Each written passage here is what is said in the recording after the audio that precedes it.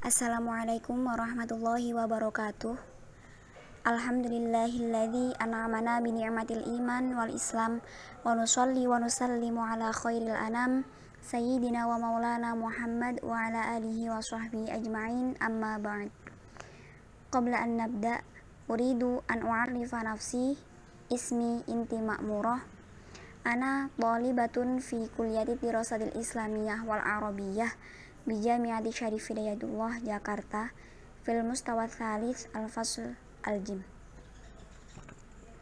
Fi hadhil fursah uridu an atakallam an al-ahkam asy-syar'iyyah fi an-nuqtatain, yakni hal al-basmalah ayatun minal Qur'an wa ma huwa hukmu qiraatil basmalah fi shalat.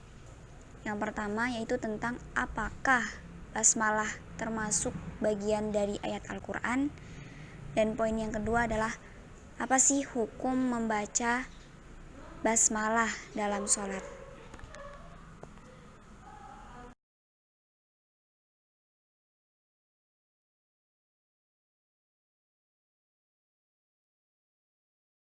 An-nuqtah al-ula yakni halil basmalah ayatun minal Quran. Ajma'al ulama annal basmalah al-warida fi suratin Naml hiya juz'un min ayatin fi qawlihi ta'ala innahu min Sulaimana wa innahu bismillahirrahmanirrahim walakinnahum ikhtalafu hal hiya ayatun minal Fatihah wa min awwali kulli suratin amla ala aqwalin adidah. Di sini para ulama bersepakat bahwasanya basmalah yang ada dalam surat An-Naml ayat 30 merupakan bagian dari ayat Al-Qur'an. Ayat Al-Qur'annya sudah disebutkan tadi. Namun mereka berbeda pendapat mengenai basmalah yang ada dalam surat Al-Fatihah. Apakah merupakan awal surat? Nah, di sini ada beberapa pendapat. Yang pertama, madhabu al-Imam Asy-Syafi'i, hiya ayatun minal Fatihah wa min kulli surah. Menurut pendapat madhab Imam Syafi'i, bahwasanya basmalah merupakan bagian ayat dalam surat tersebut. Al-qaul ats-tsani yakni madhab al-Imam Malik, laisat ayatun la minal Fatihah wala min syai'in min suwaril Qur'an. Dan di sini madhab Malik, basmalah bukan bagian dari surat Al-Fatihah dan bukan juga bagian dari surat dalam Al-Qur'an.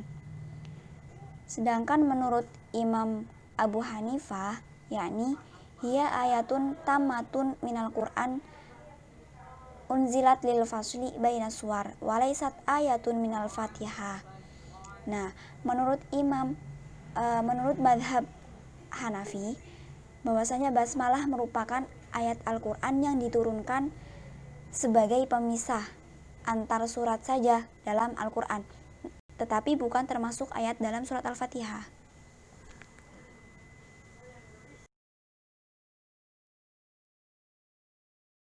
Kemudian tentang dalil Imam Asy-Syafi'i yang menyatakan bahwa basmalah merupakan bagian ayat dalam surat Al-Fatihah. Dalil yang pertama datang dari hadis Imam Abu Hurairah yang artinya, apabila kalian membaca Al-Quran dalam surat Al-Fatihah, maka bacalah basmalah. Sesungguhnya basmalah adalah umul Quran, umul kitab, dan basmalah merupakan salah satu dari ayatnya. Dalil yang kedua datang dari hadis Ibnu Abbas radhiyallahu anhu yang artinya, sesungguhnya Rasulullah SAW mengawali sholat dengan bacaan Bismillahirrahmanirrahim.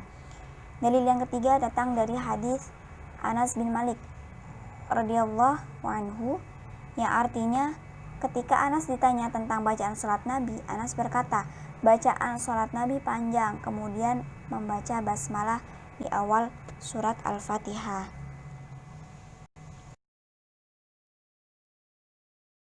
Dalil yang keempat datang dari hadis Anas bin Malik radhiyallahu anhu yang menyatakan bahwasanya ketika telah turun ayat Al-Qur'an, kemudian Rasul mengawali dengan bacaan Bismillahirrahmanirrahim. Kemudian dalil yang kelima yakni dalil rasional, yaitu Dalam mushaf Imam Qutaib terdapat basmalah di awal surat Al-Fatihah dan di setiap awal surat dalam Al-Quran, kecuali dalam surat At-Taubah. Begitu pula dengan mushaf Mesir yang menukil darinya. Berkesinambungannya hal tersebut didasarkan pada ilmu, karena mereka tidak akan menulis karena kalau secara logika atau secara rasional, mereka orang-orang yang menulis mushaf tersebut tidak akan menulis sesuatu yang tidak berasal dari Al-Quran itu tersendiri. Nah, dahulu Al-Quran juga tidak dituliskan dengan harokat. Nah, ketika ditemukan basmalah dalam awal surat Al-Fatihah dan di awal surat lainnya, maka itu yang dijadikan sebagai dalil bahwasanya basmalah merupakan bagian dari ayat Al-Quran.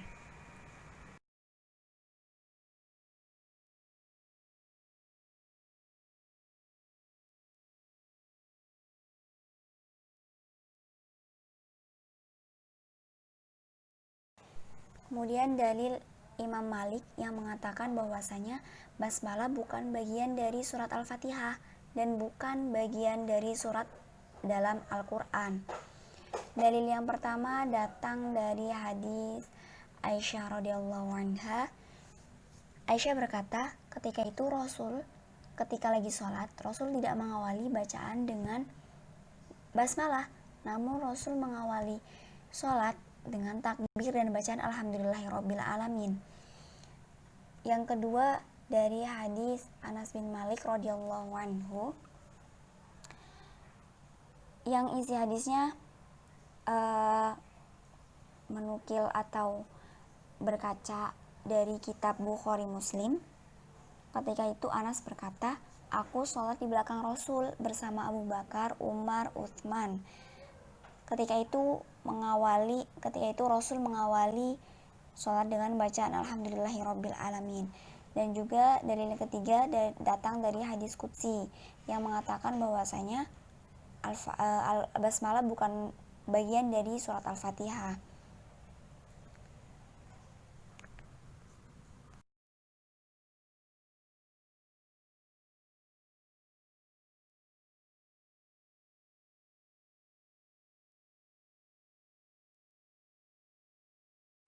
Kemudian dalil yang keempat, yakni jika terdapat pengulangan. Nah, apabila basmalah termasuk bagian dari surat Al-Fatihah, maka akan terjadi pengulangan pada ayat Ar-Rahmanir-Rahim dalam satu sifat. Yang kalau misalkan itu ada terjadi pengulangan, maka bunyinya seperti ini. Bismillahirrahmanirrahim. Alhamdulillahirabbil alamin. Ar-Rahmanir-Rahim. Nah, berarti di situ terjadi pengulangan dong dalam satu sifat Ar-Rahmanir-Rahim. Nah, kalau misalkan kayak gini, ini tuh merupakan kedudukan yang tinggi kalau kita berkaca dalam ilmu balaghah.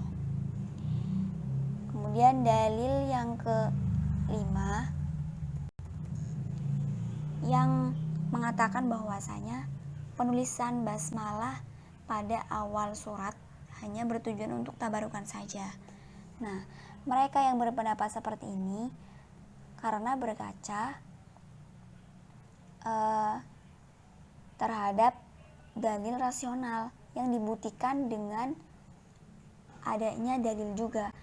Masjid-masjid Nabi yang ada di kota Madinah, seiring berjalannya waktu itu sampai zaman Imam Malik, itu tidak ada satupun orang yang membaca basmalah dalam awalan surat Al-Fatihah ketika sholat. Makanya ini dijadikan sebagai dalil, sehingga pengikut madhab ini ya lebih suka membaca basmalah dalam hal-hal yang disunahkan saja gitu. Makanya dengan dalil-dalil yang telah disebutkan di atas, mereka berpendapat bahwasanya basmalah ya bukan bagian dari surat Al-Fatihah ataupun surat-surat yang lain gitu.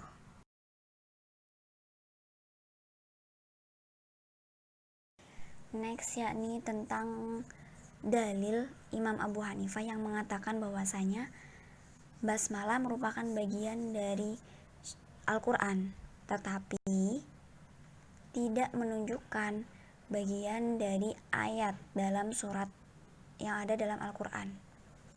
Nah, di sini mazhab Hanafi itu berpendapat dengan apa? Tulisan yang ada dalam mushaf itu menunjukkan bahwasanya basmalah memang bagian dari Al-Qur'an, tetapi tidak menunjukkan kalau basmalah itu bagian ayat dari surat yang ada dalam Al-Qur'an gitu. Karena juga mereka berpendapat dengan hadis-hadis yang telah yang berpendapat bahwasanya basmalah memang bukan bagian dari ayat Al-Qur'an gitu. Nah, orang-orang atau yang sependapat dengan ini, yakni seperti Imam Abu Bakar Ar-Razi itu berkata, ada perbedaan pendapat dalam ayat di surat Al-Fatihah. Kalau misalkan ulama Kufah itu membaca basmalahnya, tetapi kalau ulama Basra itu tidak membacanya, gitu. Sedangkan menurut Imam Asy-Syafi'i, basmalah itu kan merupakan ayat dalam surat Al-Fatihah. Kalau misalkan kita meninggalkan atau tidak membaca basmalah tersebut, makanya sholatnya batal gitu, ulangi sholatnya gitu. Sedangkan Abu Al-Hasan Al-Karki berkata, kalau basmalah itu dibaca jahar. Kalau misalkan dibaca jahar berarti menunjukkan bahwasanya basmalah bukanlah bagian dari ayat surat Al-Fatihah gitu.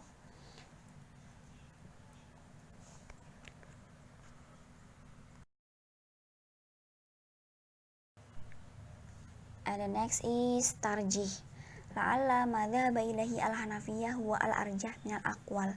Fahuwa minal madhab al-mutawassit bainal qawlaini al-muta'aridaini.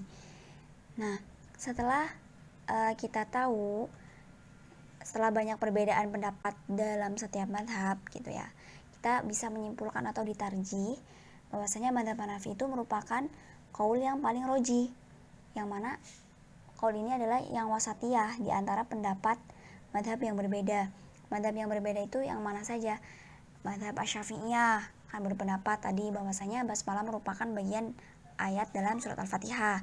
Sedangkan Malikiyah berpendapat bahwasanya basmalah bukanlah bagian dari ayat Al-Qur'an dalam surat Al-Qur'an, tetapi kalau dilihat dari Al-Qur'an memang ada ayat Al-Qur'an, namun dia ya tidak dianggap sebagai, dia hanya dianggap sebagai pembeda di antara surat dalam Al-Qur'an. Naqtu ila an-nuqtah atsani, yakni ma huwa hukmu qiraatil basmalah fi shalat. Hukum pembacaan basmalah dalam salat. Ikhtalafal fuqaha fi qiraatil basmalah fi shalat ala aqwalin adidatin. Di sini ulama berbeda pendapat tentang pembacaan basmalah dalam salat. Awalan yakni min madhab Malik mana qiraatiha fi shalah al-maktubah jahron kanat aw sirron la listiftahi umul Qur'an wala fi ghairiha minas suwar wa ajaza qiraatuha fin nafilah. Menurut madhab Imam Malik berpendapat adanya pelarangan pembacaan dalam sholat wajib, baik yang jahar, yang keras maupun yang sir, yang tidak keras. Nah, di sini juga tidak berlaku untuk awalan dalam surat Al-Fatihah maupun dalam surat yang lainnya. Tetapi yang diperbolehkannya yang mana? Yang diperbolehkan hanya dalam sholat-sholat yang sunnah. Wa min madhab atsani, yakni min madhab Abu Hanifah, annal musolli yaqra'u hasirron al-Fatihah fi kulli raqatin min raqa'atis shalah wa in qara'aha ma'a kulli suratin fahasanun. Nah, menurutnya Imam Abu Hanifah, orang-orang yang sholat membacanya dengan suara tidak dikeraskan dalam surat Al-Fatihah di setiap rakaatnya. Kalau misalkan mereka memang mau ada pembacaan basmalah dalam setiap suratnya, ya itu lebih baik.